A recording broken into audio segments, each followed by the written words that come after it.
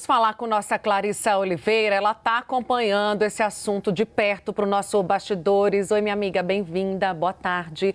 A Clarissa está conversando ali com o governo, né, nos últimos dias, para entender qual é a percepção. Tem um pessimismo generalizado, Clarissa, porque mandaram uma comitiva para lá. A diplomacia está trabalhando, mas está conseguindo pouquíssimas informações sobre o que vem nesse anúncio. Ou seja, estamos trabalhando aqui às cegas, né? Não sabemos, até enquanto consumidores, qual será o real impacto aqui no nosso bolso, na nossa economia. O governo está atuando, mas está conseguindo pouquíssimas informações até agora, detalhes que só virão, como prometido por Donald Trump, hoje à tarde, às 5 horas. Clarissa.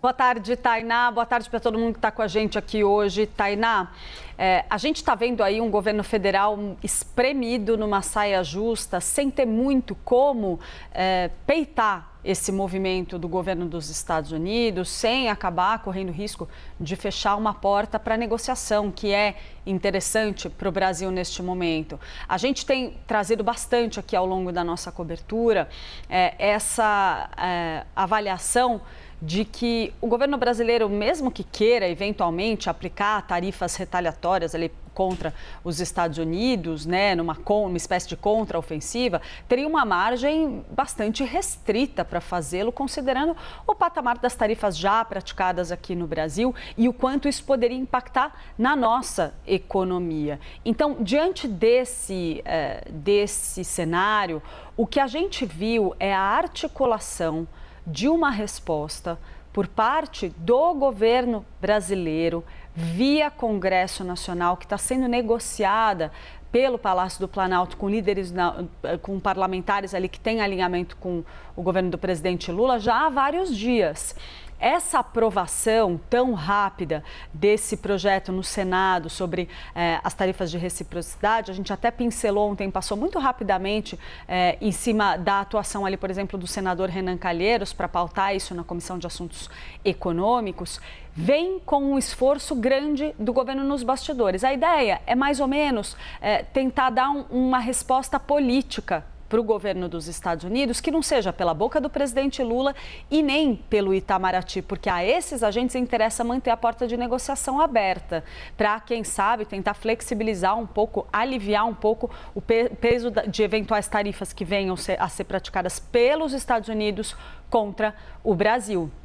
Essa resposta vem via Congresso Nacional com a aprovação de um projeto de lei, esse projeto da reciprocidade, que na avaliação de líderes do governo com os quais eu conversei nem sequer era necessário, Tainá, porque a lei brasileira, pelo entendimento dessas pessoas com as quais eu conversei, já ofereceria ali ao governo brasileiro todas as condições necessárias para eventualmente aplicar uma tarifa desse tipo. Mas quando se aprova um projeto no Congresso Nacional, colocando isso no papel, acaba, de alguma forma, dando caráter institucional para uma reação que é centralmente política. A ideia é: o Congresso tomou para si ali a missão de dar uma resposta ao governo de Donald Trump, sem que Lula ou Itamaraty precisem se expor a um embate mais intenso com Donald Trump, que o governo sabe que não tem condições de encarar.